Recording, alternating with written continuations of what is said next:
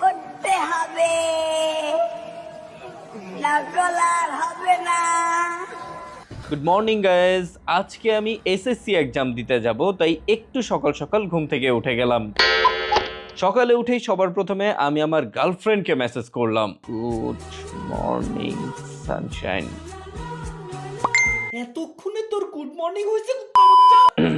তারপর প্রতিদিনের মতো বিছানায় শুয়ে শুয়ে কিছুক্ষণ রিলস দেখে নিলাম, কারণ পরীক্ষা তো যাবে আসবে, তাই বলে কি রিলস দেখবো না। এরপর ফ্রেশ হয়ে নাস্তা করতে বসলাম।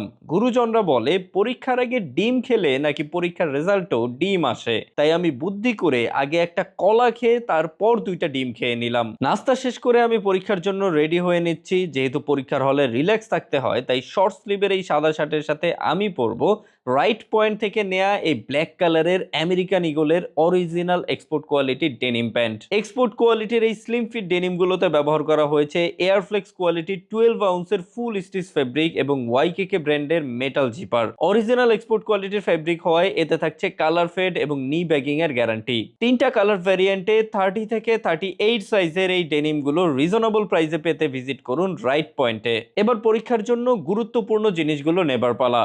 কলম লাগবে না, পাশের রেস্টুরেন্ট থেকে নিয়ে নিব। স্কেল লাগবে না, পাশের রেস্টুরেন্ট থেকে নিয়ে নিব। ব্রেন লাগবে না, পাশের রেস্টুরেন্ট থেকে নিয়ে নিব।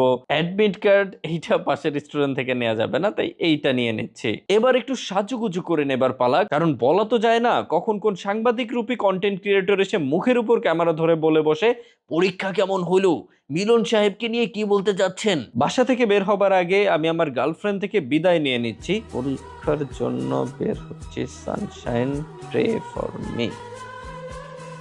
তোর 10টায় পরীক্ষা, এখন বাজে 9:50 আর তুই মাত্র বাসা থেকে বের হইতাছস। ও শিট, মাত্র 10 মিনিট বাকি। বাই গাইস, দেখা হবে নেক্সট কোনো ব্লগে।